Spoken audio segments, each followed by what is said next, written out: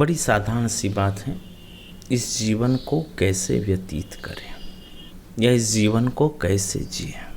आज की हमारी जो शिक्षा पद्धति है वो सिर्फ इस जीवन को जीना सिखाती है, जीवन को व्यतीत करना सिखाती है। और कैसे व्यतीत करना है, जिसमें कहीं आनंद, कहीं सुख, कहीं आत्म शांति नहीं है। सिर्फ जीवन में धन और धन को खर्च करने का मार्ग। आज धन कमाने से धन में खर्च करने के कई मार्ग खुले हुए हैं और हम सिर्फ इस जीवन में धन कमाना सीखते हैं, धन को खर्च करना नहीं सीखते। आपने देखा होगा कि जिसको कमाना न आता हो वो भी खर्च तो बड़ी अच्छे से कर लेता है, कितना भी कर लेता है, क्योंकि हमने धन खर्च करना सिखाता नहीं है, स्वतः व्यक्ति सीख जाता है। लेकिन सिखाना तो धन को खर्च करना भी चाहिए, क्योंकि धन को कमाने के साथ में धन को खर्च करना। और हम इस जीवन में आज हमारी शिक्षा पद्धति सिर्फ एक ही बात पर विचार करती है कि आप अधिक से अधिक धन कहाँ कमा सकते हो, किस प्रकार कमा सकते हो, कौन से क्षेत्र में तुम्हें जाना चाहिए। हमारी सोच, हमारी विचार, हमारी शिक्षा, हमारा समाज और हमारी सारी समाज की नीतियाँ यही सिखाती है और हम उसी को महत्व देते हैं जिसके जीवन में ज़्यादा से ज़्यादा जो धन कमाता है। लेकिन वास्तविकता तो यह है कि क्या धन कमाना ही जीवन को शांति, सुख या आनंद प्रदान करता है? क्या धन से ही सारे सुख, सारे वैभव पाए जा सकते हैं?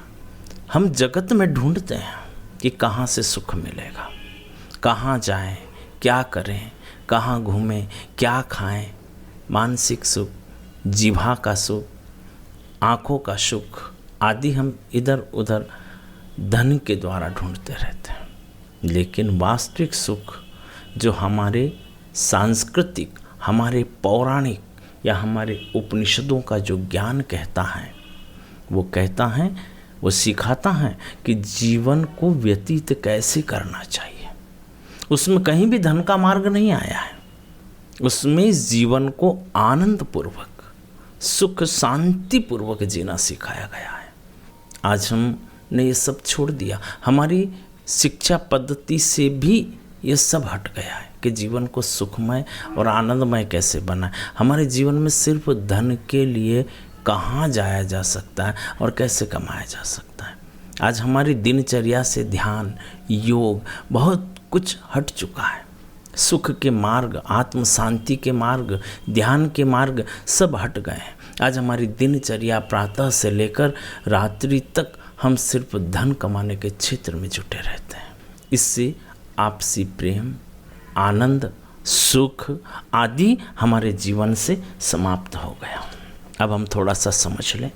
अगर हम एक वेद या उपनिषद की बात करें तो हमारे उपनिषदों में कहा गया है कि इस हृदय में 2 प्रकार की समाधि होती है।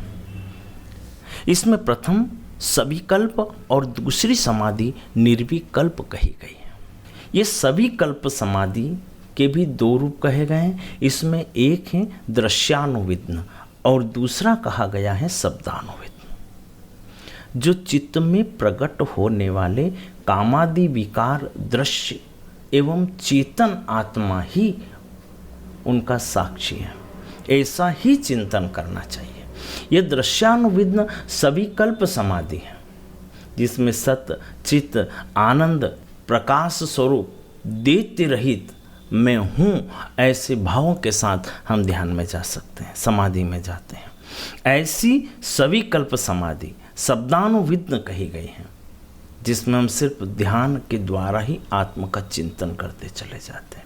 ये आत्मानुभव, एक आत्मा के द्वारा आनंद का अनुभव होना, ये किए जाने वाले ये आवेश, वश, दृश्य और शब्द की अपेक्षा करने वाले साधक के हृदय में निर्विकल्प समाधि की स्थिति बन जाती है।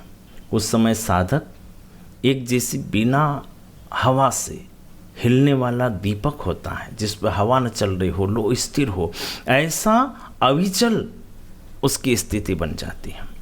और ये निर्विकल्प और सविकल्प समाधि हृदय में ही प्रतिष्ठित रहती है और ये हृदय से ही उत्पन्न होती है।